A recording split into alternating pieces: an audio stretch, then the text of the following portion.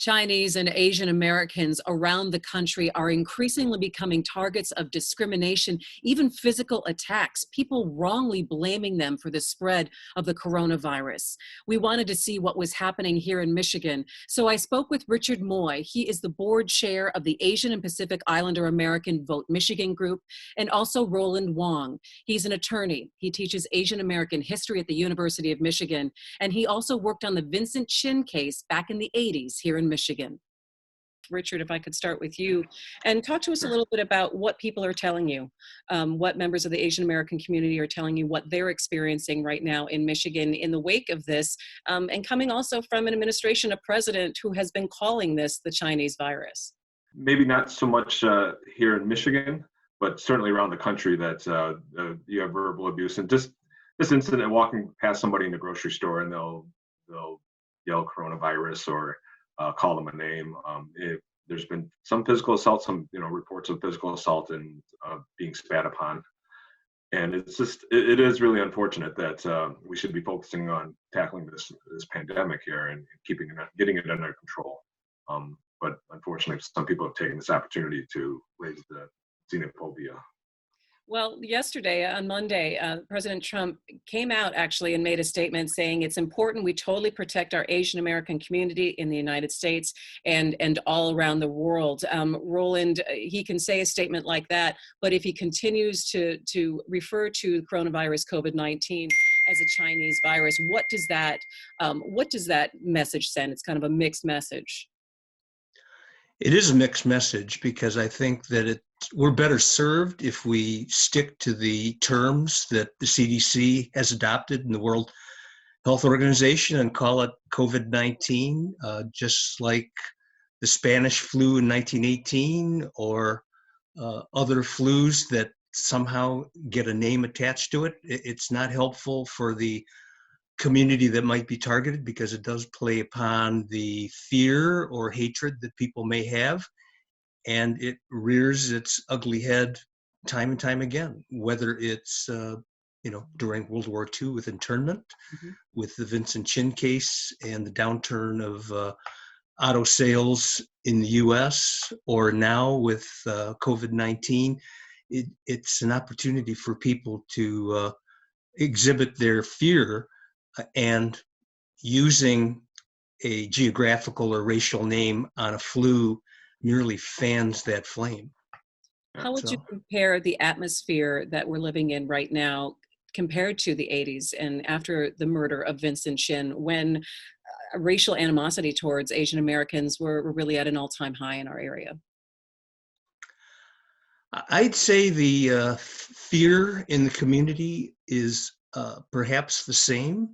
The view that any one of us could be another target because of the widespread despair about the downturn in the auto industry that affected everybody in the community. Now this coronavirus affects everybody in the community. And so there's that fear of being targeted. And it is based on anecdotal information that we have now. We're busy collecting information about people who are called names. Their shopping carts are spat on in the grocery store. We're checking out a case involving a Hmong woman who was, yelled at by a butcher, that sort of thing. So it's something to take seriously. So Richard, when people need to feel safe, do you feel that enough is being done? I mean, we've heard from the Attorney General here in Michigan who has talked about, please report any incidents to police or call our hate crimes hotline. Is there enough that's being put out there for people to feel safe in some way? I'd like to think so.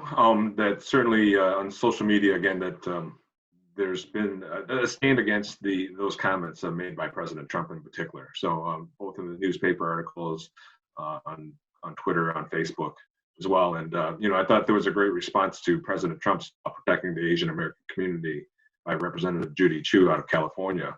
And her Twitter was, well, this wouldn't be necessary if we hadn't started that in the first place, if he hadn't used the term Chinese virus in the first place. I think it's time for our leaders to step up and, have a sense for how their words are used and interpreted, and words do hurt on occasion, and people should realize that. The bully pulpit is theirs, and they should use it to unify the country in a coronavirus battle, not to sort of pick winners and losers. Both of you gentlemen are students of history and you teach history. And I'm going to ask both of you, and Roland, let me start with you. How would you characterize this time, this period in history for the Asian American community?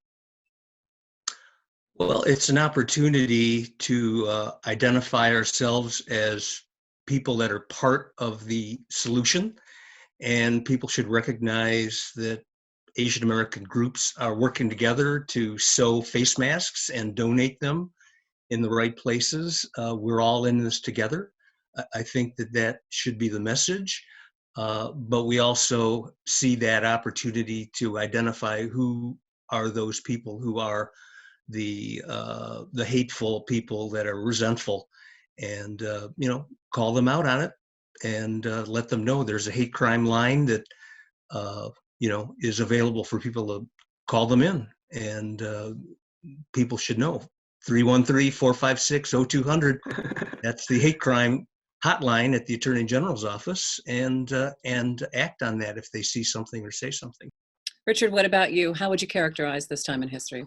It's a reminder that I think the journey towards a more perfect union is ongoing, and so it's not a threshold that we cross and things are better. And I think certainly in times of crisis, you can see that some of the, again, xenophobia, some of the racism will rear its head, and that you always have to be diligent and watch out for that and be ready to organize and stand for justice. And so it's not a destination, but a journey, I think, in that sense. And this is a good reminder of that.